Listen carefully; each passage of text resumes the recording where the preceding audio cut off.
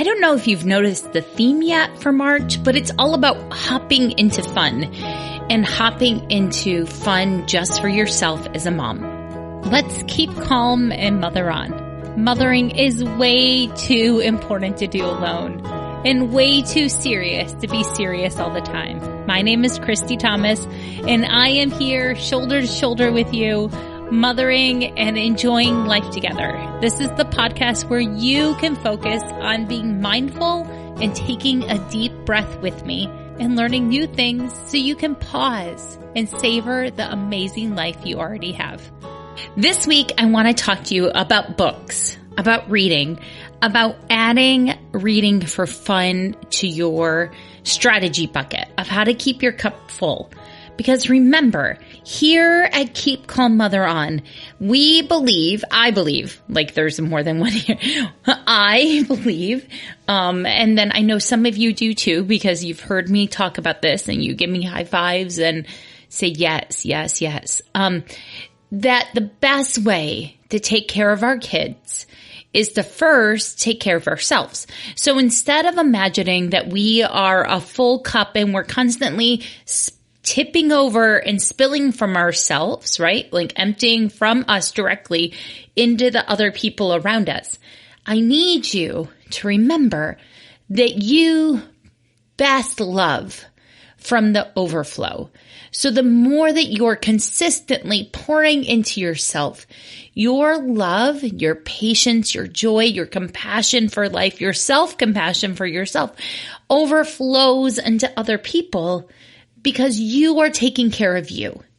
Okay? The circle of control is that it's easier to take care of you, right? That's actually in your circle of control.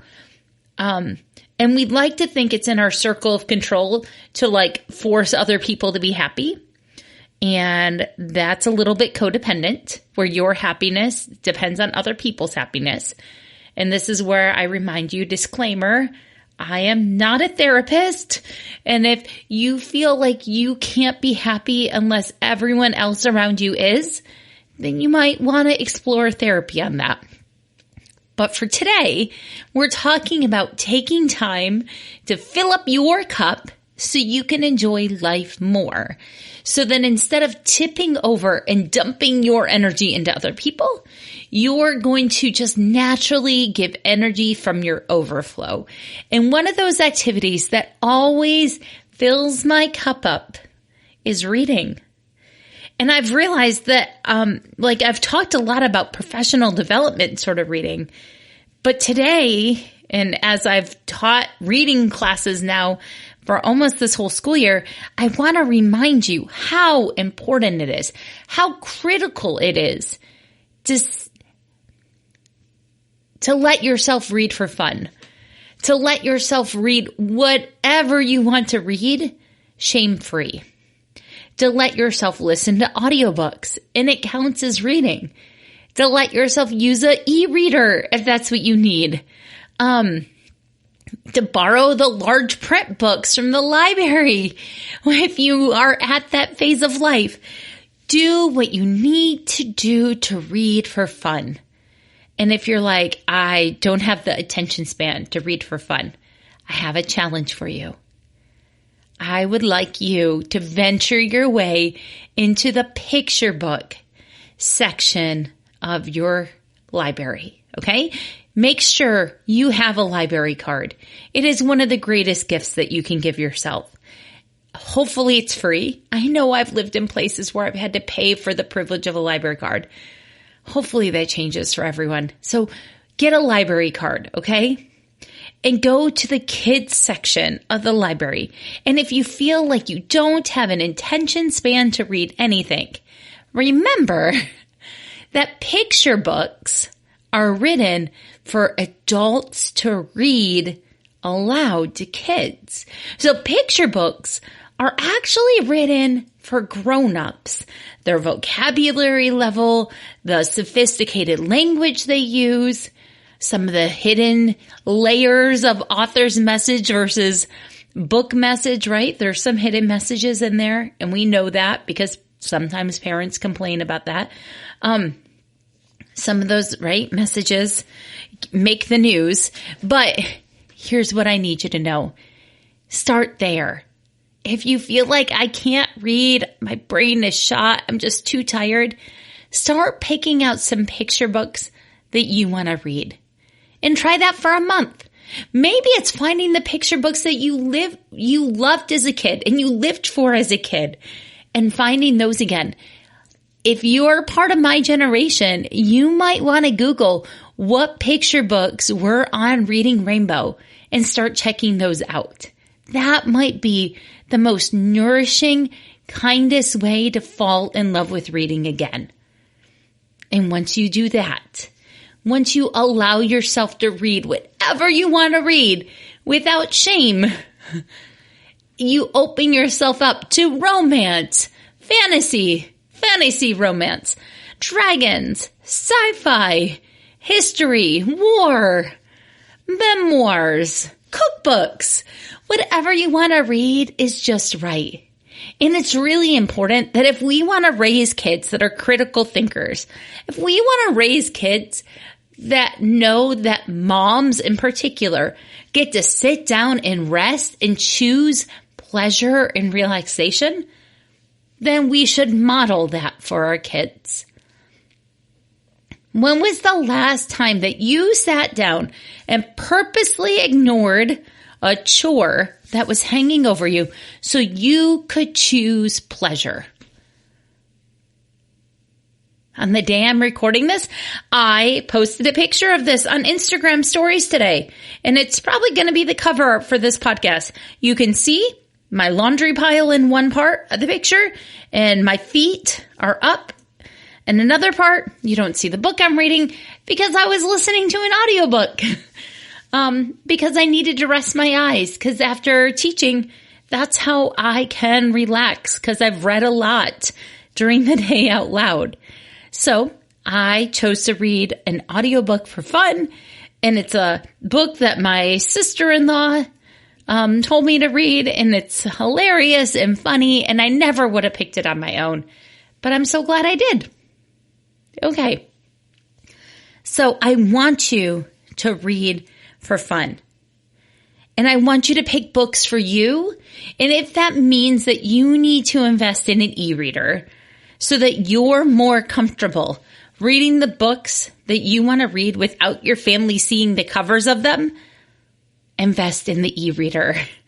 Invest in ways that let yourself slow down and nurture yourself. Okay? Invest in a good pair of earbuds. I'll link my earbuds in the show notes. They're not Apple's because I know that I lose earbuds, so I didn't go that pricey. They're like $50 earbuds. Just know that you're worth slowing down. And one of the best ways I have found consistently is to read. In fact, I used to get in trouble. Like my mom used to tell me, I'm going to take away your books because you're not cleaning your room. Okay, that was the type of kid I was. Last year, I actively tracked all of my books on Goodreads.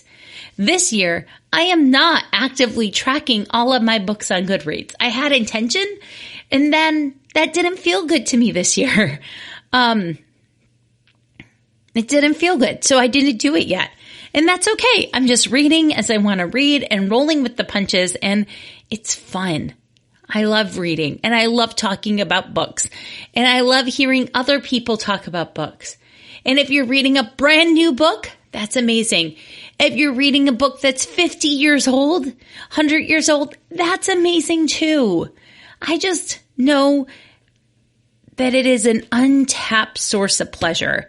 Find picture books, find poetry books, find cookbooks, find history books. Oh, I had so much fun because I'm teaching this class with 8th grade or like middle schoolers. I got a dictionary of idioms. I cannot tell you how much pleasure I got reading a dictionary of 13,000 idioms. I did not read it from cover to cover, but I did spend like 2 hours reading it. You are worth investing in yourself and slowing down. I'm so proud of you. So this is my episode to tell you to add more pleasure intentionally in your day and I will always suggest art, movement, and reading. Okay? But this one's dedicated to reading. It just makes such a big difference. And to give yourself permission, shame-free, to read what you want to read. Most of you aren't in college. You're not reading for a grade or reading for someone else's approval or permission. I want you to read books for rest. And seriously, if reading overwhelms you, please, please, please start with picture books. They are nourishing and kind and silly and ridiculous and short. And they count. They totally count. If you need to, check out my email in the show notes and email me, and we can talk about what picture books I can lead you towards when you tell me the sort of things you used to like. Okay. For your self-care, it is 100% to go find a book you want to read just for fun, not for learning, not for solving a problem, not because you were up late and then you bought a book on Amazon because you were panicked about something else, not because you're trying to figure out how to afford college for your kids, not because you're trying to solve some sort of marital issue, not for a spiritual crisis. I want you to find a book for pleasure, for fun, and model reading it in front of your kids. But for family fun, what I really, really want you to do is the bunny hop. Do you know the song, The Bunny Hop? I want you to bunny hop sometime this weekend as a family. And if bunny hop and your kids are like, no, I'm not doing that, play the game HeadsUp. That's one of my favoriteest games. It is an app on your phone. It's super easy. You can do it in line. You can do it at the dinner table. You can do it. I do it during lunchtime with my students sometimes. Play the game HeadsUp. It will get everyone talking and laughing and smiling. But talking and laughing, that's how connections are made. That's how you remember that you're anchored to each other. And then you can sneak in a hug, which is amazing.